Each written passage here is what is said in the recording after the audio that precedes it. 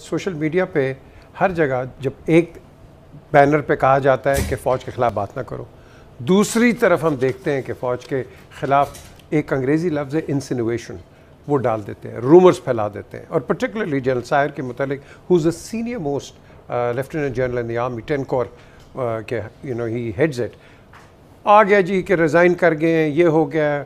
और फिर कई तो बड़े डेयरिंग हैं, यहाँ जी इस वजह से हुआ उस वजह। Why don't we leave the army out? ISPR ने बड़ा क्लियरली कहा है कि भाई army has nothing to do with it. So इसका फ़ायदा किसको होगा? ना गवर्नमेंट को होगा, ना अपोजिशन को होगा, ना मैं समझता हूँ इंटरनली किसी का होगा। फ़ायदा मैं बताऊँ किसका होगा? ये होगा हिंदुस्तान का। वो अपने टेलीविज़न स्टेशंस पे मुझे, इफ्तिखार साहब को, बुखारी साहब को, जावेद साहब को, सबको बुला के हाँ जी बताएं आपके तो मुल्क में ये हो रहा है, आप में मुल्क, आप क्या जवाब देंगे? तो यार कुछ खुदा के लिए सोच लो। फ़ौज को मत इन्वॉल्व करो, ना जुडिशरी को इन्वॉल्व करो। एक दूसरे को जो तनकीद करनी है, जो तुमने करना है, सब ने करना है, मिल के करो और करते रहो, लेकिन इन दो इंस्टीट्यूशंस को आउट रखो। दुनिया के तमाम इदारों के कान खड़े हो जाएंगे, ये क्या हुआ? वेल सेड, वेल अब सेड। देखें जो शख्स आने वाला है मतवक्का तौर पे, एक पता नहीं एक नामालूम, मैं उसको जानता भी नहीं जिसने ट्वीट किया। एंड मैं रिक्वेस्ट करूंगा कि ऐसे तमाम टेलीफोन नंबर्स जहाँ से ऐसी ट्वीट की जा रही हैं जो मेरी मुल्क की सलामती के ख़िलाफ़ है। देखें पॉलिटिकल मुखालफत और होती है, वो अपनी जगह, वो और चीज़ है, लेकिन अगर आप फ़ौज के अदारे के बारे में ये कहें जी कि दो जर्नल आपस में लड़ पड़े हैं, आप ये कहें कि जनाब ये जर्नलों के दरमियान इख्तिलाफ राय पाया जा रहा है, और आप इस तरीके से ये बातें कर रहे हैं जिस तरह कि आप वहाँ पे उन मीटिंग्स में मौजूद हैं, इसकी इजाज़त नहीं हो सकती। और मैं पाकिस्तान के तमाम इदारों बशमूल military intelligence, the inter service intelligence, the FIA, the IB, the special branch and others अदारे जिनको मैं नहीं जानता, कि ये रिस्पॉन्सिबिलिटी है कि ऐसे लोगों को ट्रैक डाउन करें। ये हैं वो इंडिया के एजेंट, ये हैं वो भारत के एजेंट जो मेरे मुल्क की फ़ौज के बारे में वो बातें फैला रहे हैं जिनका हकीकत से कोई ताल्लुक नहीं। और मेरी फ़ौज कह चुकी है, आप रात को किसी वक्त किसी स्पेस में चले जाएं PTI के, मैं आपको गारंटी से कह देता हूं उस स्पेस में क्या डिस्कशन हो रही है। आर्मी चीफ के बारे में डिस्कशन हो रही है, फौज के बारे में डिस्कशन हो रही है, टोटल इंडियन एजेंडे पे बात हो रही है। नहीं, I think here I will correct you, सिर्फ एक आदमी को सिंगल आउट किया जा रहा है, सिंगल आउट करने के, दिस इज रॉन्ग। वो एक बंदा हमारी फौज का सरबराह है, हमारा सुपर सलार है, हम उसे आइसोलेट नहीं कर सकते। बड़ा मैंने जैसे कहा कि बड़ा ये अहम सब्जेक्ट है, इन्होंने एक चीज़ को टच नहीं किया। ये जावेद इकबाल साहब, इफ्तिखार साहब और बुखारी साहब हमें इंडियन टेलीविज़न पे इनवाइट करते हैं, तो जब भी इस तरह के हालात पाकिस्तान में होते हैं वो इसको पकड़ के ऐसे ऐसे क्वेश्चंस हमें करते हैं, हम एम्बैरस हो जाते हैं। यार ये देखो हमारा मुल्क ये कर रहा है, हम किस तरह क्या करें? हम बिल्कुल आपने ठीक कहा, सवाल करते हैं उसका हवाला वो देते हैं, हवाला देते हैं फलाने दिन फलाने वक्त ये ट्वीट हुई है या ये वीलॉग है, वो नाम बताते हैं लोगों के, तो हम क्या करें फिर? बिल्कुल। उसके बाद हिंदुस्तान और पाकिस्तान के दरमियान एक लगेगा कि भाई ट्रेड की बात हो रही है, इन्वेस्टमेंट की बात हो रही है। कश्मीर पे हिंदुस्तान की पोजीशन को एक्सेप्ट करने का जो लॉलीपॉप है वो ये होगा, जो इंडिया ने पहले ही प्लान करके रखा है। उनका स्क्रिप्ट ये है कि वो कश्मीर को आर्टिकल 370 की बजाय 371 दे देंगे, तो जम्मू और कश्मीर को दोबारा स्टेटहुड देंगे। जो भी यूनियन टेरिटरीज हैं वो पहले दे देते, वो सिर्फ वेट कर रहे थे कि पाकिस्तान में कोई ऐसा रजीम आ जाए जिससे उसकी एक्सेप्टेबिलिटी हो। तो जब वो चीज़ होगी तो पाकिस्तान में एक आम आदमी को यह पैगाम जाएगा कि मौजूदा हुकूमत ने हिंदुस्तान से भी बहुत बेहतर नेगोशिएशन कर ली है, इकोनॉमिक हालात बेहतर कर दिए हैं। इसाक डार साहब का मुझे चंद दिन पहले पता चला था कि उनकी कोशिश है कि डॉलर को 165 के करीब जो है वो ले आए। तो जब डॉलर मिलेंगे, फ्लेक्सिबिलिटी होगी, तो डॉलर की प्राइस भी फॉल कर जाएगी।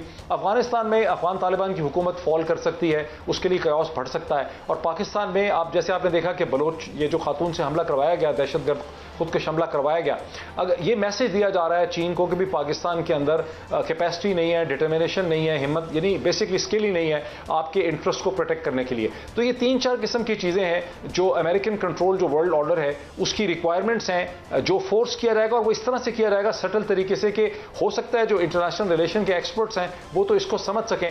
देखिए बीबी, मैं आपको बताता हूं क्या हो रहा है। पाकिस्तान जो है इस वक्त उसको क्या जरूरत है?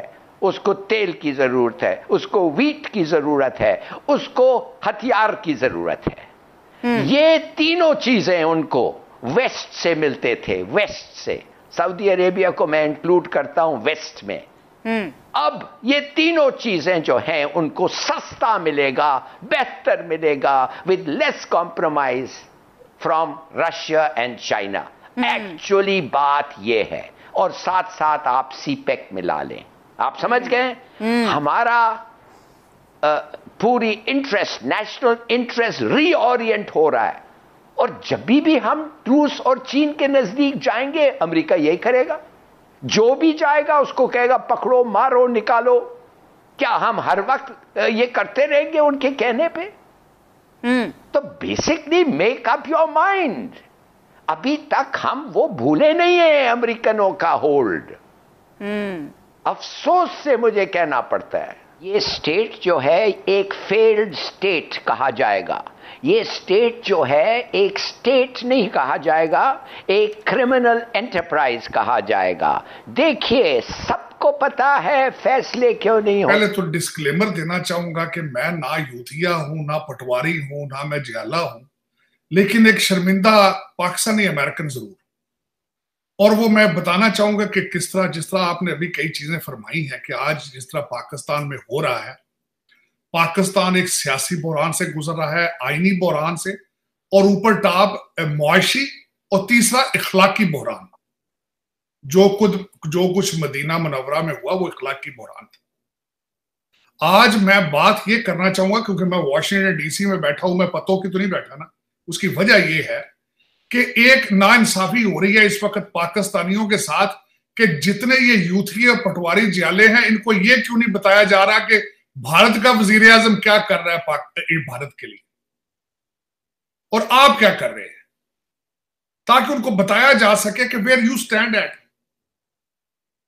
मैं यहां पे ये पाकिस्तान बैशिंग नहीं करना चाह रहा हूं, मैं भारत के गीत नहीं गाना चाह रहा हूं, लेकिन ये बताना चाहता हूं कि आपके पड़ोस में आप जैसे लोग जो हैं वो दुनिया में कहां जा रहे हैं। मोदी साहब अपना 3 यूरोपियन कंट्री का एक सक्सेसफुल दौरा करके वापस आए हैं।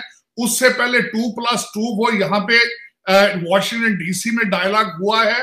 और आप कहां हैं? वो फ्रांस से राफेल तैयारे और ले रहे हैं और एक शिप कैरियर लेके आ रहे हैं, और आपका वजीर आजम जो है वो प्याला पकड़ के खैरात का पहले सऊदी अरेबिया के जाके कदमों में पड़ा है, उसके बाद वो मिडल ईस्ट गया है, उसके बाद चाइना माफिया मांगेगा जाके वो, जो आपने वो उनके चाइनीज लोगों को मार रहे हैं, और जो सी पैक के ऊपर आप उनका 26 करोड़ डॉलर खा गए हैं, हड़प कर गए हैं, जो लंदन और दुबई पहुंच चुका है। और आप ये आपको बताना चाहिए, मैं समझता हूं ये बिल्कुल नाइंसाफी होगी कि आपके मीडिया ने बिल्कुल 2+2 को भी नहीं कवर किया, और मोदी साहब का जो एक दौरा था उसको भी कवर नहीं किया, और ये भी नहीं बताया कि रूस, आप तो एक चिट्ठी लहराते फिर रहे हैं, वो भारत रूस से तेल ले रहा है मुसलसल, और आप कहां खड़े हैं? आपने मस्जिद नबवी, जो कि जहां पहले खान साहब ने, मेरा मकसद वोट बनाने होते हैं तो मदीना मुनव्वरा बगैर जूतों के चले जाते हैं, और आज 150-200 बंदा अपना सारे सपोर्टर इंक्लूडिंग लंदन की सारी पीटीआई और शेख रशीद साहब का भाई जो है वो जाके एक ऑर्गेनाइज तरीके से आपने जो कुछ मदीना मुनव्वरा किया, देखें आपकी इस वक्त सबसे बड़ा वहां पे राफेल तैयारे वो डिस्कस हो रहे हैं, वो यूरोपियन कंट्रीज के साथ ट्रेड को डिस्कस कर रहे हैं, और आपके एक्स वजीर आजम फराग गोगी को प्रोटेक्ट कर रहे हैं। कंपैरिजन, शहबाज शरीफ साहब के ऊपर कातलाना हमला हो गया। मैं कहता हूं आज मैं शहबाज शरीफ का कट्टा खोल जाए इन्होंने, वो भी कहना जी वो आपकी हमारे ऊपर, ये अमेरिका की साजिश, अमेरिका ने किया। शहबाज गिल, देखिए हम किन पस्तियों को टच कर रहे हैं। मैं यहां ये जरूर बताना चाहूंगा कि मैं नेशनलिस्ट पाकिस्तानी हूं, मैं एक नेशनलिस्ट अमेरिकन हूं।